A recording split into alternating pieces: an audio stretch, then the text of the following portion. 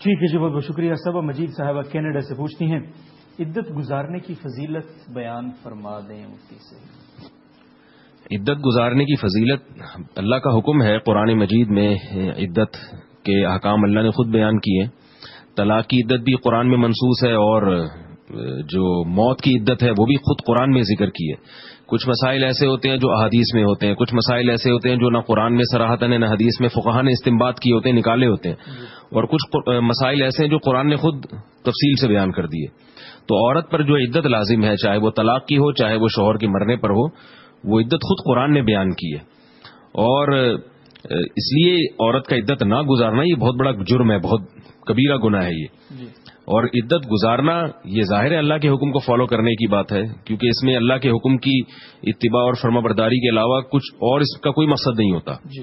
اور اللہ تعالیٰ نے قرآن مجید میں فرمایا نا وَقَلِيلٌ مِّنْ عِبَادِيَ الشَّكُورُ، میرے نیک لوگ شکر گزار لوگ تھوڑے ہیں۔ تو عدت کا بھی آج کل جو ماڈرنزم دنیا میں پھیل رہا ہے، تو خواتین میں عدت کا بھی رجحان کم ہوتا چلا جا رہا ہے۔ تو ایسے موقع پر جب دین کے کسی حکم کو توڑا جائے گا یا دین کے کسی حکم پر عمل نہیں کیا جائے گا، تو اس وقت جو اس حکم پر عمل کرے گا تو اللہ کی نظر میں اس کی قدر و قیمت بڑھ جاتی ہے۔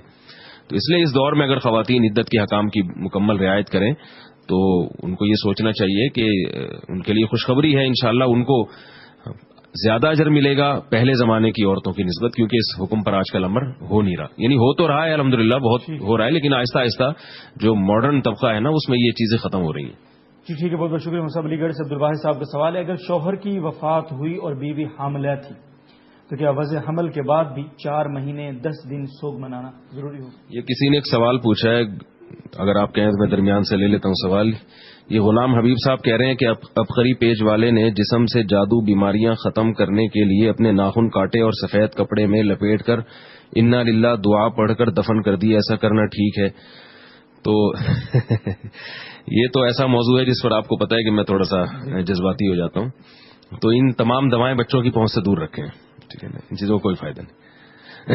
جی آپ کیا سوال پوچھ رہے تھے؟ بہت بہت شکریہ صاحب۔ یہ سوال میں دوبارہ دوہرا دیتا ہوں، علی گڑھ سے سوال ہے عبدالواحد صاحب کا، شوہر کی وفات ہوئی اور بیوی حاملہ تھی تو کیا وضع حمل کے بعد بھی 4 مہینے 10 دن سوگ منانا چاہیے؟ نہیں، اگر شوہر کی وفات کے بعد عورت یعنی وفات کے دوران عورت حمل سے ہو تو جیسے ہی بچہ پیدا ہوتا ہے فوراً عدت ختم ہو جاتی ہے، چاہے ابھی شوہر کو دفنایا نہ بھی ہو۔